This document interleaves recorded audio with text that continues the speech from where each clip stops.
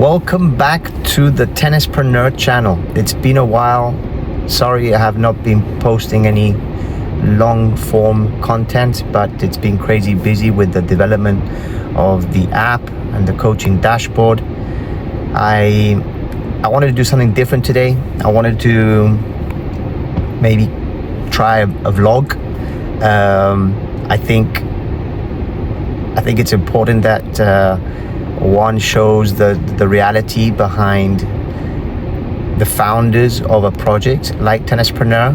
And yeah, I feel like I've never really explained to our community why Tennispreneur was created and why it's called Tennispreneur. But before we do that, right now it's 7 o'clock in the morning. I'm at the Miami airport picking up Duye.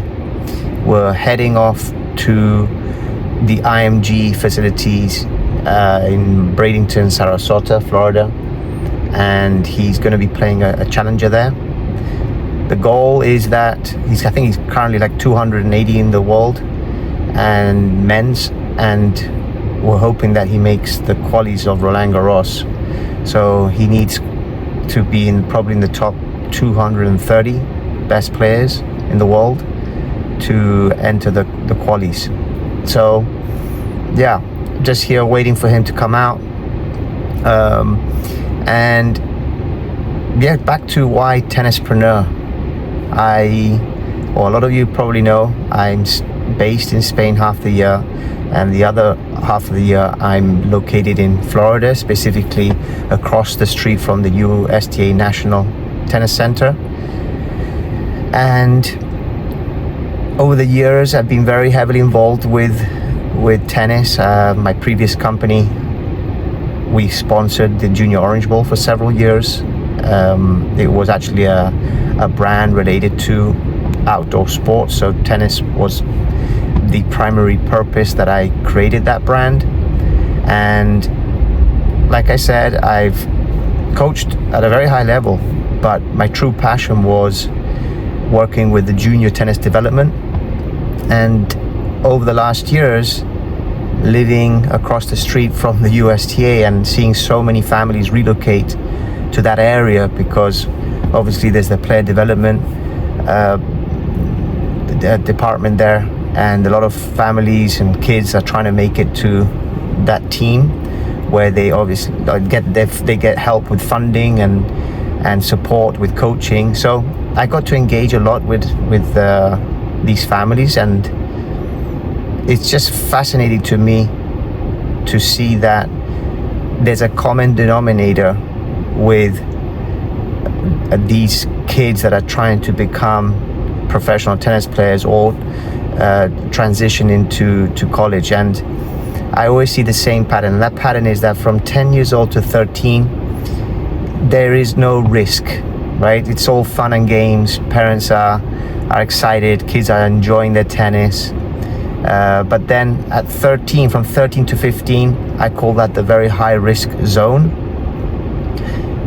Kids are now more invested. Parents are financially heavily invested, and they're playing tournaments every weekend, and it's all about the rankings and winning tournaments because college or pro is in their head. And there's a stat out there by the ITF and the USTA, and it's a common stat in all sports, but specifically in individual sports like tennis. There's roughly 70% of competitive tennis players that quit tennis by the age of 15, and that's way too high. And it's something that honestly I really believe it can be minimized. And the reason is, when you turn 15, and if you're not already a top 2 or 3 in the country, you don't get that financial aid. Your parents are starting to wonder, wow, all that investment, is my child is it actually gonna pay off? Will they get a scholarship? Are they good enough to go pro? So what I'm seeing a lack of is children at the age of 15 taking true ownership of their tennis career. And yes, a lot of you are probably going to say, well, the girl is only 15. But 15 is an age where they're old enough to arrange practice matches. They're old enough to maybe ask for a favor from another colleague that's going to a tournament, and you're old enough to self-reflect and understand the effort and the time and the support your family have given you, your parents have given you. And if you truly want to obtain a scholarship or give pro a go, you really need to take that ownership and find solutions, problem solve, just like you do on the tennis court. So that's why we called it Tennispreneur. Take ownership of your game, and I think that mentality has to be reflected not only on the tennis court. You're going to be using that method or that mindset in life later on. And what we really want is we want kids not only not burning out and quitting by the age of 15 and having a safe space where they're not judged, and learning how to self-reflect and be self-reliant using obviously our tool, our journaling app. We want tennis players at that age to transition into college being ready to step into these programs. I get to speak to so many coaches at colleges, and they all say the same thing: kids aren't ready. They think that the coach at the college are going to have time to help them with their match play or cleaning up technique. They don't have time. Some of them have nearly 20 players, and they're looking for players that, again, I use that word, ownership, that they're resilient, that they have that grit, that they're problem solving, that they come to the coach and go over what they believe needs to be worked on. And that's why journaling is so important, right? Once you finish a match, you learn how to self-reflect and write down exactly what you believe needs to be worked on, because unfortunately most coaches can't watch players compete, and that's where that gap is. And that's what we're trying to do. We're trying to bridge the gap between coaches not being able to watch players compete, and we obviously want parents involved. So from 10 to 13 is the ideal age where a parent can teach their child how to self-reflect and try to express themselves on what actually happened at a match, whether with things that went well, things that didn't work so well. By the ages of 13 to 15, we want players already having journaling as a habit, okay? And then by 15 to 18, they are ready to step into that college program. Their journaling is a habit. They share access with their coach at the college.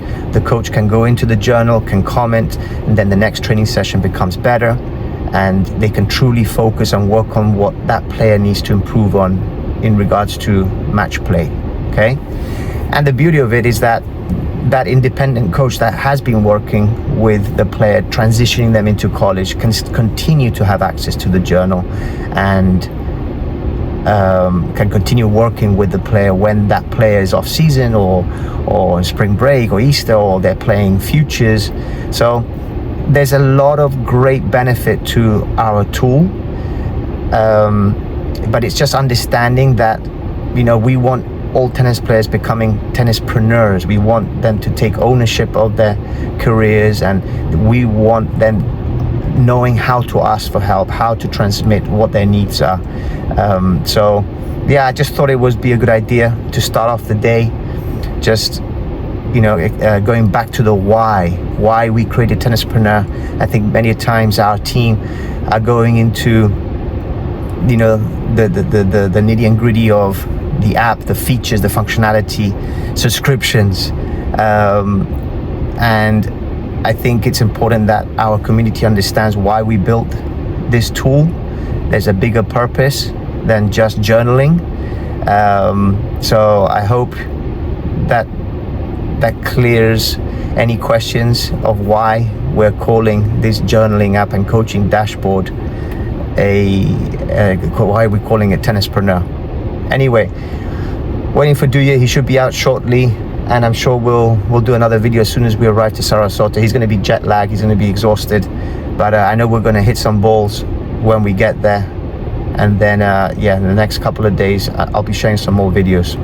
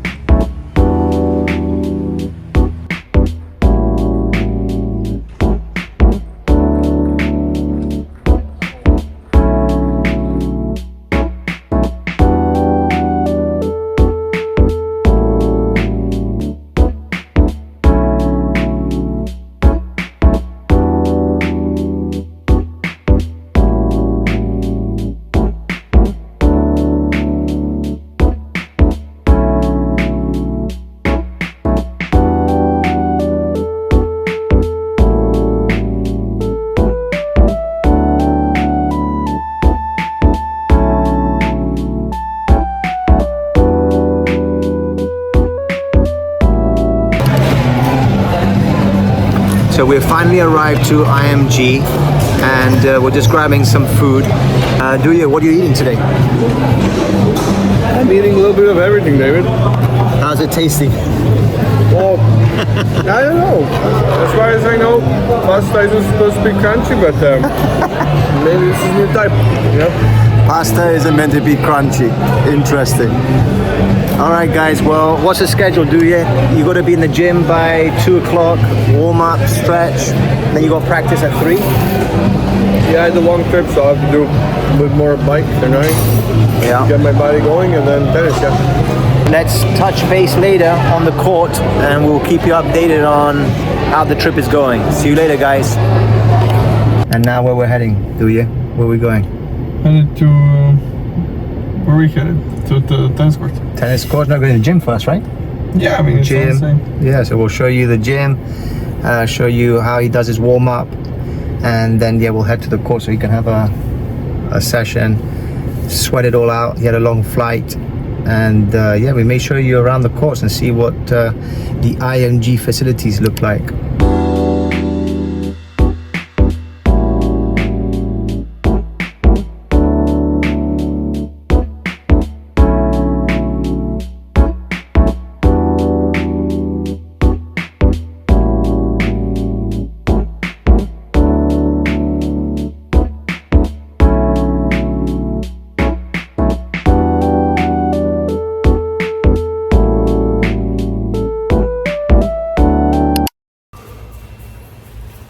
We're back on site.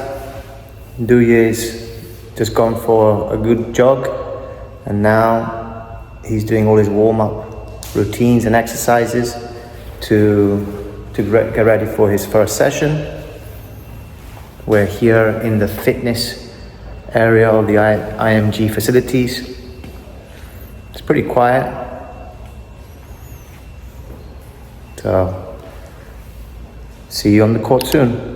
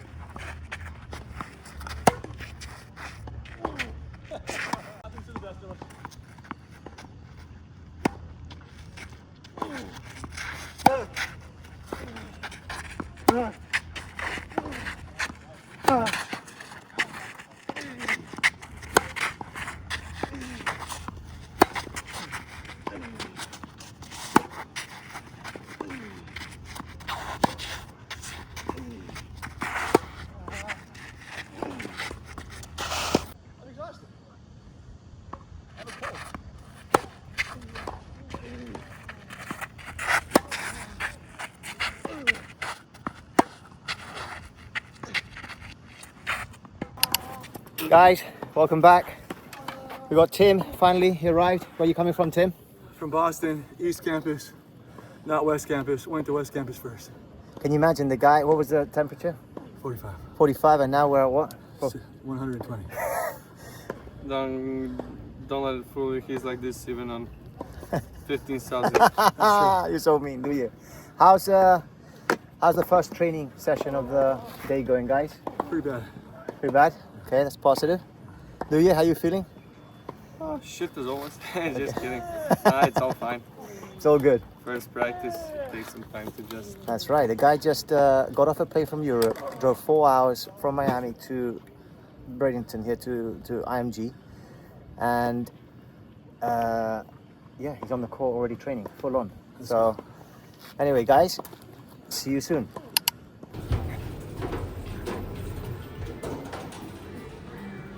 This is the hotel.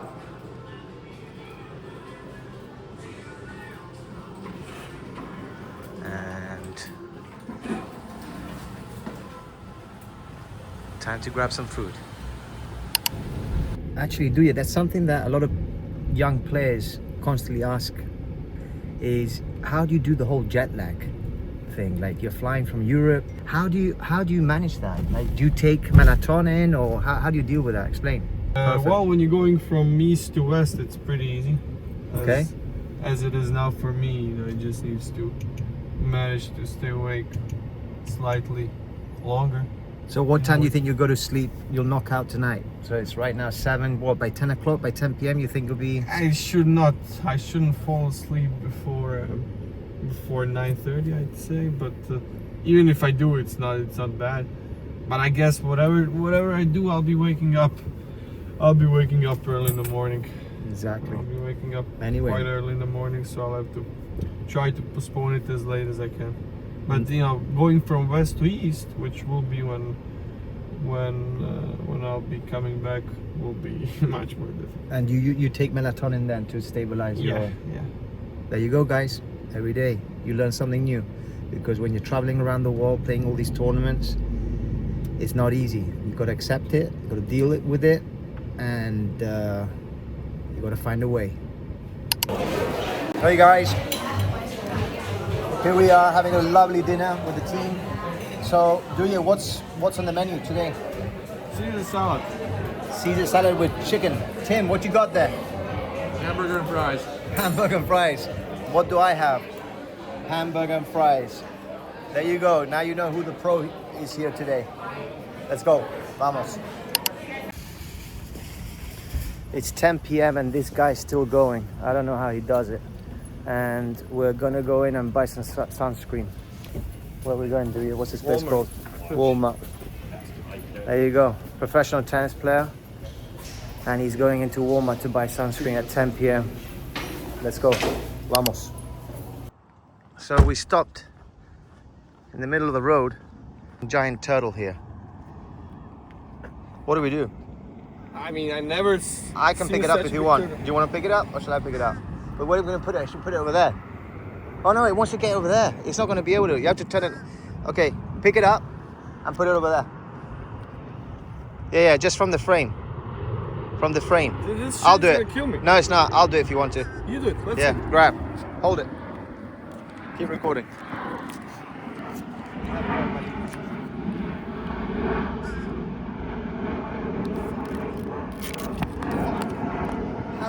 I carry it or what? No, it's impossible. I'm telling you.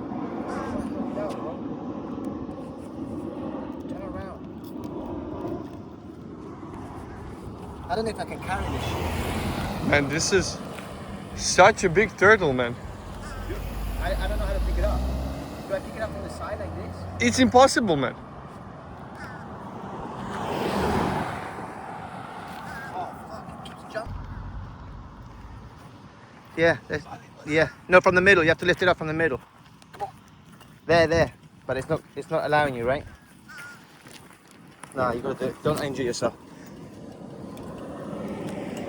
Go, bro. Hurry up. Motherfucker. Wants to get over there. Bro, we did it. How do you turn this? We did it. Let's go.